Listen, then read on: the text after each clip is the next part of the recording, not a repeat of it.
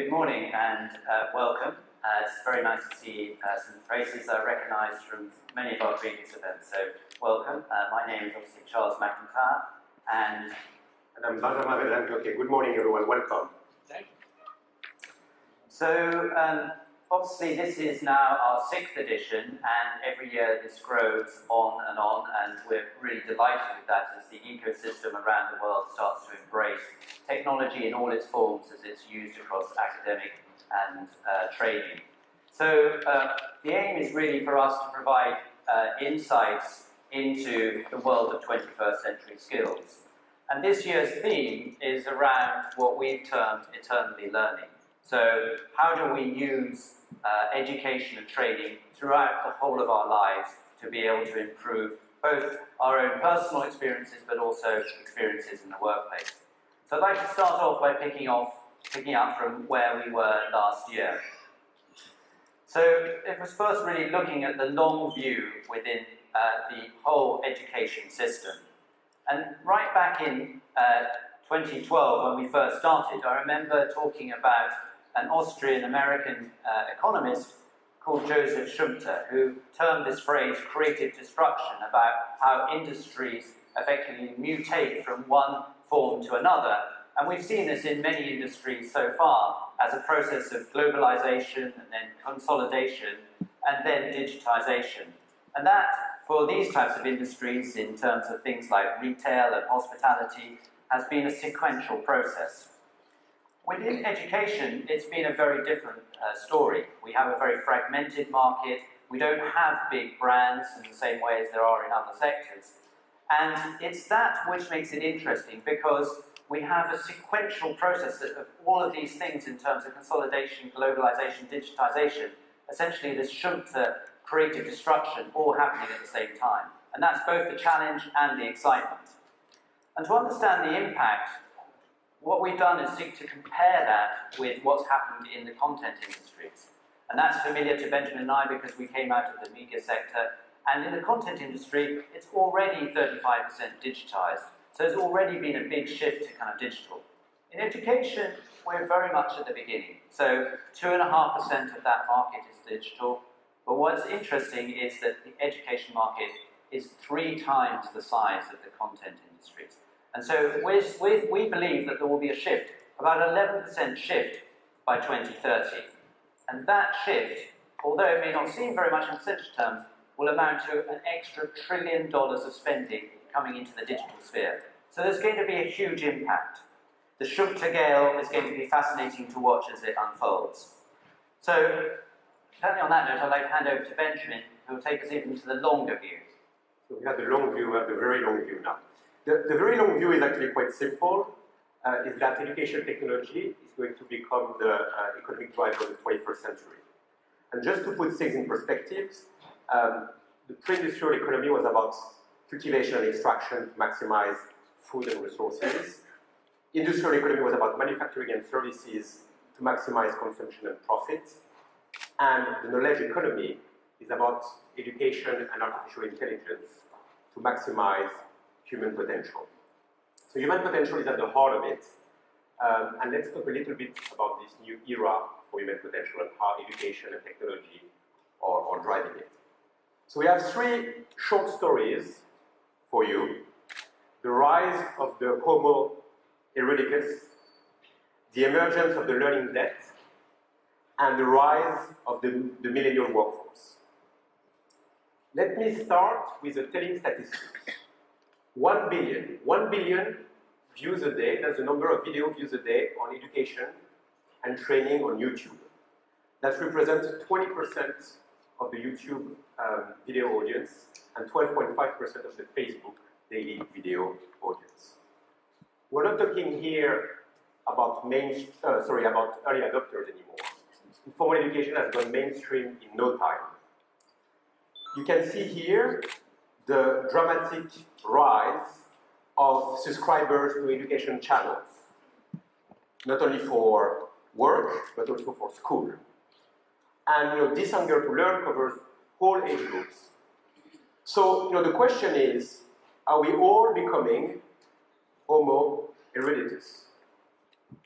And we're all going to be hunting for knowledge to resist or to fight accelerated obsolescence. And this is no joke. If you look at what Coursera is telling us, and that's 33 million learners telling us this, if you look at the top courses in 2017, they are all about learning. Machine learning, neural networks and deeper learning how to learn, powerful mental tools to help learning, etc., etc., etc. And you can see that there is still a bit of Homo economicus in us, with the Bitcoin and the financial market. But most sought after course are about how we learn, how we learn better. MOOCs are also telling us that global demand to access knowledge and education is growing 30% a year. That's 5 times the growth of the sector. And we'll have today in the program the CEO of Coursera and the CEO of FutureLearn as well. Homo eruditus again, because soon we will have reached the stage of almost zero no education in a world populated by 10 billion people in 2050. Homo eruditus again, because we are entering a new era of human interaction with knowledge and training. If you think of it, what's learning and what's teaching in a world where access to knowledge and intelligence is no longer limited and is available from artificial sources? How relevant is education, an institution in charge of lifelong transfer of knowledge and skills, when those knowledge and skills are getting depreciated much quicker and at exponential speed sometimes? So we are at a stage where we have to relearn how we learn and how we teach. And we have 2 examples here of best practices from leaders in education.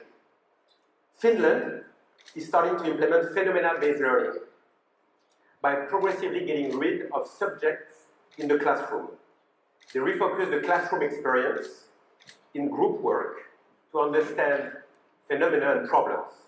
For example, let's not study earth science anymore, but let's study and try to solve global warming. Similarly, Stanford is focusing now on purpose learning. What it means is getting rid of majors by 2025. Why? Because more often than not, students declare majors with no clear reasons. More often than not, students are working in fields that are unrelated to their majors. So majors are replaced by missions. Again, same approach as in Finland. Let's identify a problem, let's identify a purpose, build a team, draw knowledge from different sources and different fields, and let's solve this. That's purpose learning. Epictetus, Stoic Greek philosopher, and believe me, this chap knew quite a lot about human potential. He's born a slave and grown into a rock star philosopher. Said one day, it's impossible for a man to learn what he thinks he already knows. And that's exactly why, to make the most of the knowledge economy, we have to relearn how we learn. And the good news is that that process has started, and it opens new potential. So, as Benjamin said, how we learn, I think, is the key to the next step that we face in terms of training and education. And that's really important to deal with the numbers that we will face in terms of the sheer volume of interest in learning. And we estimate that by 2030 there will be 1 billion new entrants into the education market. And that comes from obviously growing population, but it also comes from the fact that as we try to extend the years of schooling, so the United Nations target now is 12 years of schooling for everybody on the planet. And if you factor those in, that creates huge demand again. And then we look at issues of gender equity, and we know today, sadly, there are still 60 million girls who have no education at all. But as we head for a target of no education, as Benjamin pointed to, all of those people start to come into the system. And so these are facing the challenges. There's also the issue in the workplace, where we expect 1 billion people, effectively 1/3 of the global workforce, will need to be retrained. So these are the challenges that are ahead of us. But where is this growth coming from? And that's where it gets interesting, because we're seeing 1 billion of those in 2030 effectively coming from Asia and Africa. And by 2050, we're seeing that 1.3 billion, 70% from Africa alone. So there's a huge demographic change as to where the demand for education is coming from. And this super growth, which we kind of termed in terms of the new superpowers of education, the Global Education Six, essentially represent 80% of the global demand for education. So a huge shift in that environment. And what's interesting is where those different countries, so there's a superpower in those J6 on every continent. We have China, India, USA, Nigeria, Indonesia, Brazil. The interesting point is there's a continent that's not represented there, and that's Europe. So there's going to be a big shift. That shift in itself will create challenges. And those challenges are about how do we scale within this environment, and how do we use technology and other systems to be able to deal with these vast changes in numbers in the marketplace. And at the moment we have huge teacher shortages, and to be able to deal with the amount of students under the current system, we would need 1 million new teachers a year just to accommodate the amount of demand. And that's set against a backdrop, for example, in the UK, 80% of teachers in the UK in the last 12 months considered leaving their profession. So you have an existing structure which is creaking because people are not enjoying being a teacher within that process, and yet the demand is so high. So something is wrong, and we need to try and work out how to address that.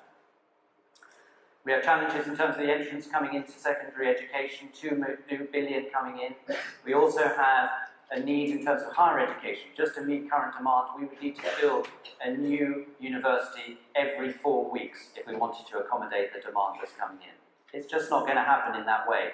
There's a rise in private education to try and deal with some of that. And governments are struggling with the budgets to actually fund that and are pushing that onto students. So we're seeing huge rises in student debt. And in the US, the second largest consumer debt element in their market is student debt, with an 11% default rate. And in the UK, we're talking in figures of 100 billion in terms of student debt. These are huge burdens that are being placed on the individual as it relates to education. The challenges are no less in the workplace. There is a huge skills gap that needs to be addressed. When you look at employers and employees, what you discover is that employers are struggling to find the skills that they want. 36% are struggling. The same figure in terms of employees themselves are saying that they don't have the right skills for the jobs they have. And that mismatch is causing a risk to economic growth, and it's been calculated that the impact can be as much as $10 trillion to global GDP. So this is an issue that is a very real issue. So that's the challenge. How do we, as the context of technology, start to address some of these issues? And we think there are 3 key technological areas that can be considered as ways to address this problem. The first one, which is what Benjamin was alluding to in terms of learning science. As we learn better, then we have a better opportunity to deliver improved outcomes, but at scale. And the reason we can do that at scale is that already on this planet, 4 billion people are connected to the internet.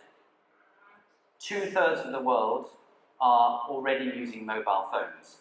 And where's the biggest growth? Africa.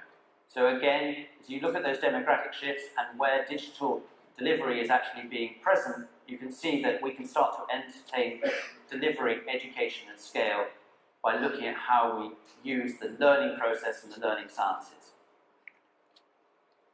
Second area is looking at blockchain. And blockchain is interesting because as it relates to education, it's really about how do we spread the load of education teaching. Because we can use peer-to-peer, and we can distribute that in a blockchain environment. And what's interesting, this year, on the 10th of February, we had the first initial coin offering, ICO, for an EdTech business, which was called Live EDU. And Live EDU is creating a blockchain competitor to the likes of lynda.com. And what we're seeing is the emergence of this type of structure and system to be able to deal with some of these challenges. Third is the arrival of artificial intelligence. And a little later we'll be able to talk about in some of the panel sessions, and we've got people who are very much involved in all aspects of artificial intelligence. For example, Jill Watson, who we mentioned last year, which is an artificial teaching assistant at Georgia Tech in the States, went unnoticed for 4 months by the actual students themselves. They didn't realize they were interacting with an artificial intelligence teaching assistant. And Georgia Tech itself is now trying to move their program on to be able to look at delivering artificial intelligence as a learning methodology at scale. And the way they're doing that is starting to look at the human interaction between artificial intelligence as they develop the different modules. And we're already starting to see that type of concept being developed in Silicon Valley. And what they're trying to do within that environment, they're combining all these three things in terms of learning science within the environment, natural language processing, and they're using blockchain authentication to be able to secure that process. And so I just want to show you an example of some of the things that are being done, not directly for learning, it's for wider applications, but just give you a sense of how those three concepts can be embodied in one single idea.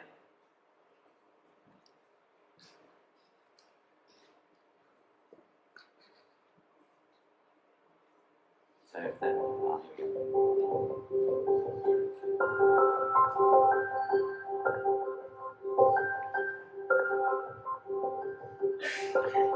Hi, I am a virtual copy of Nikhil made using Orwell's artificial intelligence technology. As Nikhil's personal AI, I enable Nikhil to spend more time with his wife and 3 kids, enjoy a nice hike, or go off-roading. 你好，我是尼克尔，来自虚拟世界。我长得帅，能唱歌，能跳舞，还会说中文。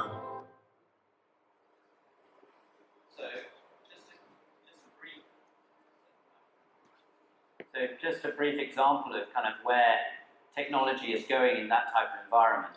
And why that is interesting is that it's a process in terms of artificial intelligence that's always learning. It's developing and becoming more sophisticated as time moves on. So the question is, what's the future for us in that type of environment? A dystopian future where work is something that is being taken over by robots, where we're left as being increasingly obsolescent to the world in which we live. And that dystopian view is something that was explored by a gentleman called Professor Harari, who may be well known to some of you, who've written many books on human development, books like Sapiens, which is relevant in terms of title to some things that Benjamin's talking.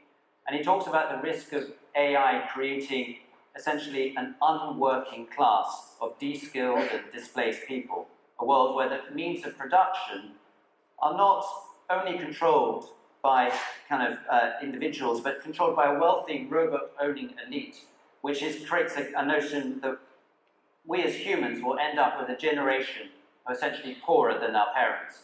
And that, I guess, is the negative and sad kind of view of where we might be going. And on the flip side, trying to look to the positive, you'll be pleased to hear that Professor Harari is releasing a new book in August of this year, which is called 21 Lessons for the 21st Century.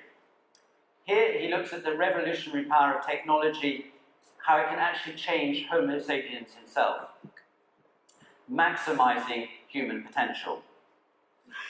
Although the assessment is that 30% of tasks can be automated, this does not necessarily equate to the end of work. And that is what I think is really important about what we're trying to say. It's about how work will change, not the fact that work is finished. And we can see that in examples in the workplace already. So GE have an aviation plant in Bromont in Canada, where they introduce robots and artificial intelligence, and they put 180 robots into the production line. And what's interesting is that the workforce, rather than decreasing, will increase from 600 to 900 people. Now the jobs and skills changed, but the facility was able to increase production, and that production increase resulted in new skills and new job demands within itself.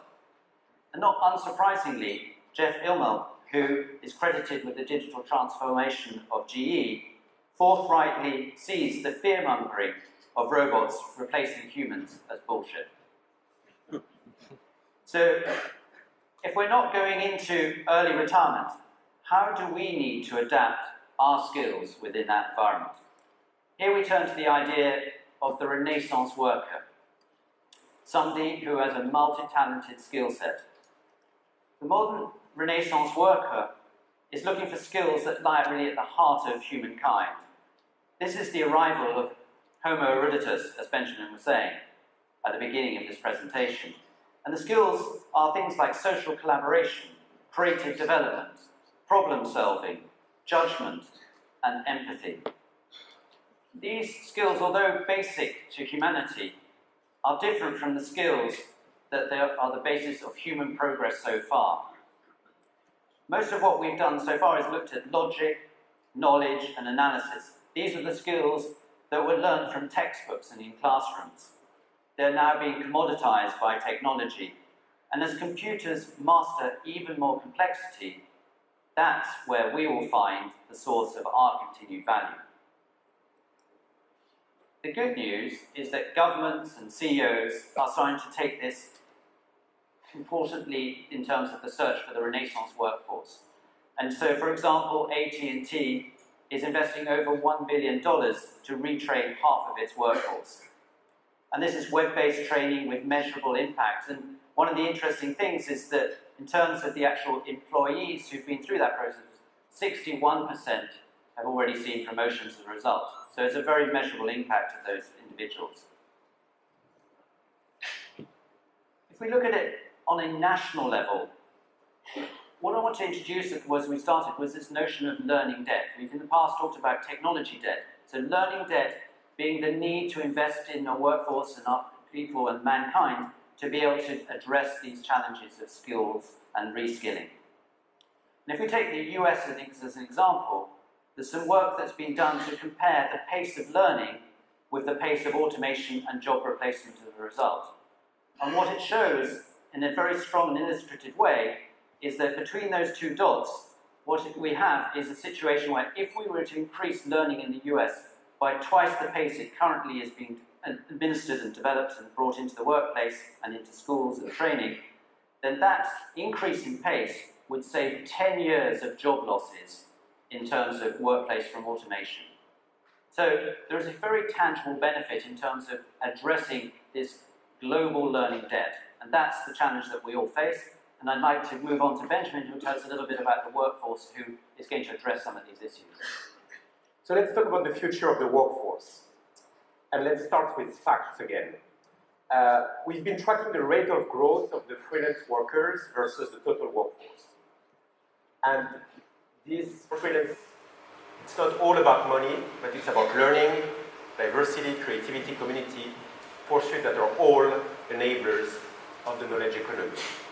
And so to conclude on this, I wanted to bring to your attention one quote from a senior executive at Manpower. I really believe the CEO needs to become the chief learning officer of their company. And I don't think CEOs spend enough time thinking about learning in their organizations. And the reason I like this quote, it's not because it's a very thoughtful quote, sorry, Mara, but it's because how the semantic has evolved. 10, 15 years ago, you could have read the same sentence, replacing learning by technology. And that's a very meaningful semantic shift. Because I can guarantee you that very soon, tech companies will start calling themselves learning companies. CTOs will become CLOs. VCs won't say we invest in tech anymore, but we invest in learning companies or knowledge companies.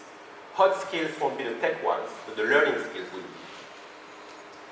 So, let's do something bold today, ladies and gentlemen. Let's declare that technology, the word technology, is becoming an old word, a word of the industrial age. And let's declare that in the knowledge economy, learning has become the new tech. Thank you very much.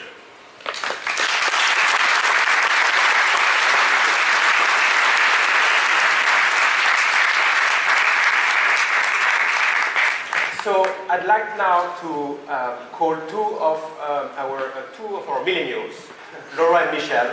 They haven't slept for the past 48 hours. They've been curating 150 speakers today and more than 40 events for the London Tech Week. So please welcome Michel and Laura. Thank you very much.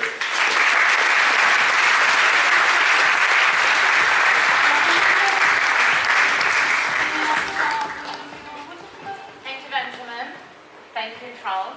And hello and welcome everyone to our 6th edition of EdTechXEurope Leadership Summit here in London.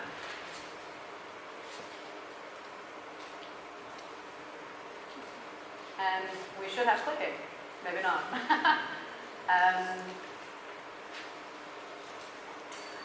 So we will just continue. We are so excited to welcome such an incredible group of thought leaders from the global learning community, and we are so pleased that you could join us today. Today we welcome almost 800 people throughout the day. We feature 135 speakers in our agenda, and we have people coming from 55 countries from all around the world.